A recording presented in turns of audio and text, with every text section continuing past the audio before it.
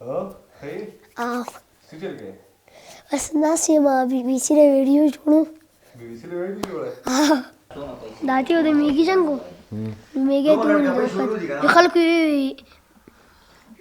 میږی ویرېد زه ورته یېرېدلی نه یم د ونې نه پرې راټوپونه د ملا دا تیر ولګېد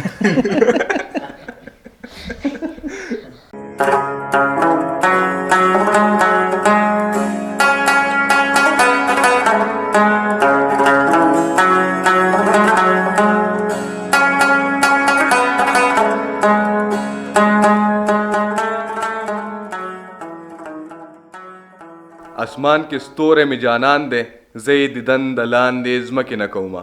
السلام علیکم قدرمنو، زه یم ستاسو ورور عمران الله معراج. دا ساعت تاسو ما ګورئ زما د یوټیوب چینل عمران الله معراج او د فیسبوک پاڼې عمران نه. قدرمنو خوا کې را سره زما خوږ ورور فرحان سراج ناست دی.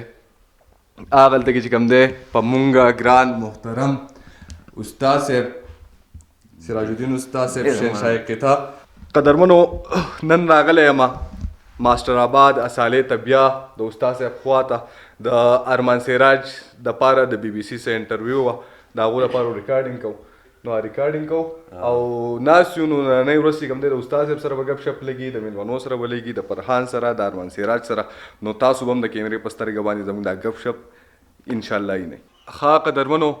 تاسو ته پته ده چې استاد صاحب په ټپو باندې چې کوم دی کتاب لیکي نو یو موضوع ده د جانان په هغې باندې د استاد صاحب نه تپوس کوو چې هغه څونه ټپې مطلب راغونډې کړې دي نو چې هغه راته ووایي. استاد صاحب معراج د خبره دا ده چې د ټول ناول خو ستاسو د سوال له جواب نه مخکې زه یو دغه کومه خبره کومه او هغه دا ده چې تاسو خو زما بچی تاسو خو چې دلته راځئ نو هغه خو موږ له اکثر راځئ خو نن پکې عجیبه غوندې خبره دا وشوه چې ما ته یې عمران راغلی دی او زه بره کمرې ته رالم نو مسترب اخونخیل د سلامپور نه راغلی دی ما لا زما سره دا ولنی ملاقات دی ما ته وی چې په ایپم باندې مې ستاسو پروګرام وکوته او بس د هغې نه مې خواهش پیدا شي چې زه د دیو کلي ته لاړ شم نو دیو راغلي دي ډېر ورته خوشحاله یم چې په ناشنایۍ کې ما رالو زما سره کېناستو ډېره مننه یې کوم او تاسو د ټپو خبره وکړه نه په ټپې خو ما تقریبا د 15,000 ته نږدې کړي دي ټولې خو صرف د جانان په موضوع باندې چې جانان یار اشنا لاله او په دې موضوعاتو باندې ما 153 صفحې لیکل کړي دي او د کمال خبره پکې دا ده چې زه وایم چې دا کتاب ډېر غټ راځي نو ما دا یو بل ته ډېرې نږدې لیکلي نه په یوه صفحه باندې تقریبا 15 ټپې راغلي دي نو د دې تعداد چې ولګی نه په دې یو موضوع باندې د جانان په موضوع باندې زما سره 3,000 ټپې برابر شي. 3,000 او نو زه کله کله وایم چې دا یو موضوع جدا جدا چاپ کړم کله وایم چې دا ټول کتاب په یو ځای راولم نه په یو ځای خو ډېره ګرانه به ځکه چې اب ډېر زخیم کتابي خو لا فیصله مې نه ده کړې او لګیا یم لیکل کومه او دا ولسي ټپې چې دي دا به ولس ته داسې په داسې شکل کې مخامخ کم چې د دوی په کومه موضوع ټپه پکاري نو دوی ته په هغه موضوع باندې ډېر په اسانۍ باندې په سوونو ټپې میلاویږي او دوی به دې خوندونه اړي دا به د تاریخ یو حصه او د پښتو ژبې خدمت دی په ما فرض دی زما د مور ژبه ده او ډېر خوشحاله یم او انشاءالله چې د خپلې شاعرۍ دا کتاب چاپ کړم یو کتاب مې بل تیار دی اوس سبا نه بل سبا ځمه پېښور ته چاپ کوم نو بیا به دې ټپو ته ټوله د دلجمۍ سره به دې ته زه بیا متوجه شم او دا د ټپو دا کار به که خیر زه په لږه موده کې سرته رسوم انشاءالله. ښه قدرمنو د استاد صاحب سره ډوډۍ وخوړه ګپ شپ ولګېدو تاسو به اورېدلي د استاد صاحب د ټپو په باره کې چې کومې خبرې وکړې اوس مظهر بای راغی د هغه سره نعمان بای دی وایي څنګه یې خیر دی یار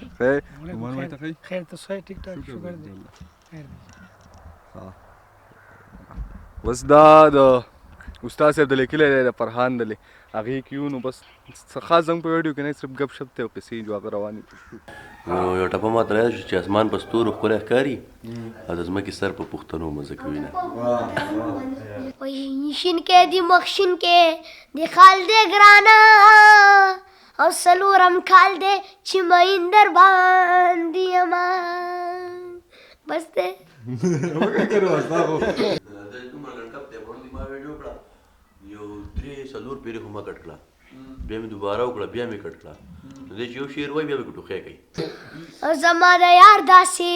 خندا د ګرانه وای او د سلو کالو مرور پخلا کوینا او خپل می مرزه شرمېږم ګرانه او دومره پوهېږم چې ما تاله درکوینه او اسمان په ستورو ښکلی ښکاري او ګرانه او د ځمکې سر په پوښتنو مزه کوینه وله ګلدانه دانه دانه دانه شراب راکپې مانه پپې مانه اله ګلدانه دانه او خد چې سترګې دې وړې دي جنۍ اله ګلدانه دانه دانه دانه اله ګلدانه دانه او کچر ته غټې وې خوړلې به دې ومه اله ګلدانه دانه دانه دانه اله ګلدانه دانه وای غم که د غم شرمېدلی او په ما به نه راتلو جوړه جوړه غمونه او بل یو ټپه دی چې په خوله مې مهر د حیا دی او د زړه خبره مې په ژبه نه راځي نه استاد سره ډېر ظلم شوی یاره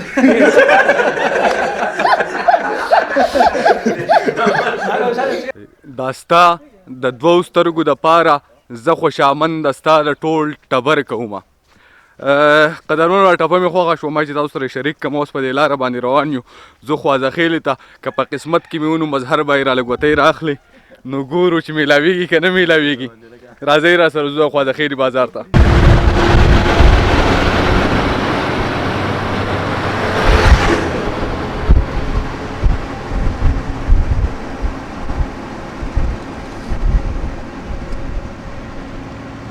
ښه قدرمنو د خوازخېلې په بازار کې